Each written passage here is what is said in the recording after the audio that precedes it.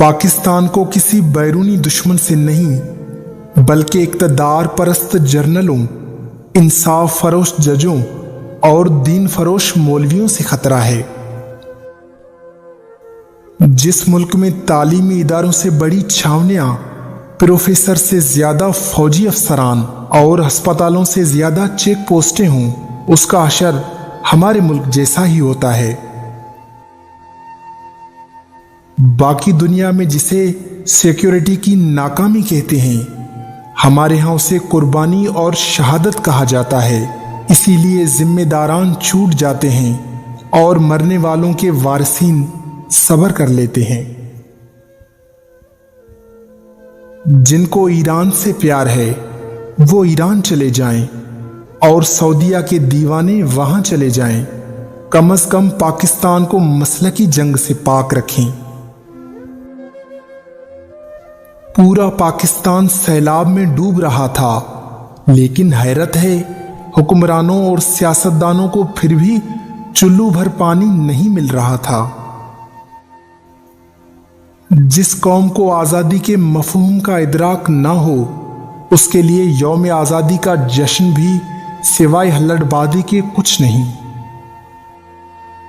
کیا کریں ایسے معاشرے کا جہاں طوائف کو گاڑی بھی چھپا کر دی جاتی ہے، لیکن غریب کو آٹے کا تھیلا بھی تصویر کے ساتھ دیا جاتا ہے۔ اصل کرداروں کو جاننا ہو تو بس یہ دیکھ لیں کہ کس نے اے پی ایس ظلم کی تحقیقات نہیں ہونے دی۔ شہباز شریف صاحب وعدہ اپنے اپنے کپڑے بیچنے کا کیا تھا، غریب عوام کے کپڑے بیچنے کا نہیں۔ کیا ضرورت تھی قانون کی کتابیں لکھنے کی؟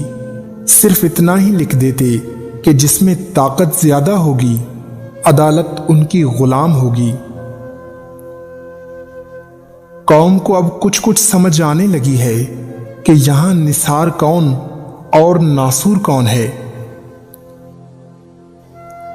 خالص شہد کی ایک ہی پہچان ہے کہ یہ کسی مسلمان کے پاس نہیں مل سکتا۔ پاکستان میں مہنگائی یورپ کے حساب سے کی جا رہی ہے، عوام کو سہولتیں یوگنڈا کے حساب سے دی جا رہی ہیں، جبکہ وزیر اعظم سمیت ان کے وزیر مشیر عیاشیاں عرب شہزادوں کی طرح کر رہے ہیں۔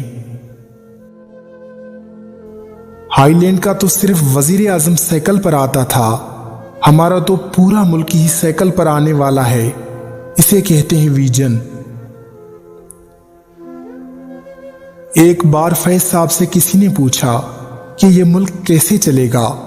فیض صاحب نے گہری سانس لیتے ہوئے کہا، مجھے یہ ڈر نہیں کہ یہ ملک کیسے چلے گا، مجھے یہ ڈر ہے کہ یہ ایسے ہی نہ چلتا رہے۔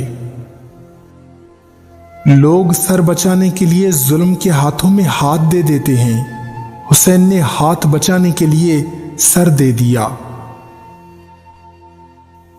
اس قدر مہنگائی میں صرف ریاضی کا استاد ہی گزارا کر سکتا ہے۔ وہ روٹی کے ساتھ دال، سبزی، گوشت اور سالن وغیرہ قرض لے لے گا۔ قاتلوں کو اسلام کی آڑ نہ لینے دیں، قتل کی مذمت کیجیے، اسلام کے نام پر درندگی کی مذمت کیجیے۔ اسلام امن و محبت کا دین ہے، شدت پسندی کا نہیں۔ برائے مہربانی قربانی کی کھالیں حکومتی اداروں کو دیں تاکہ یہ عوام کی کھال اتارنا بند کریں۔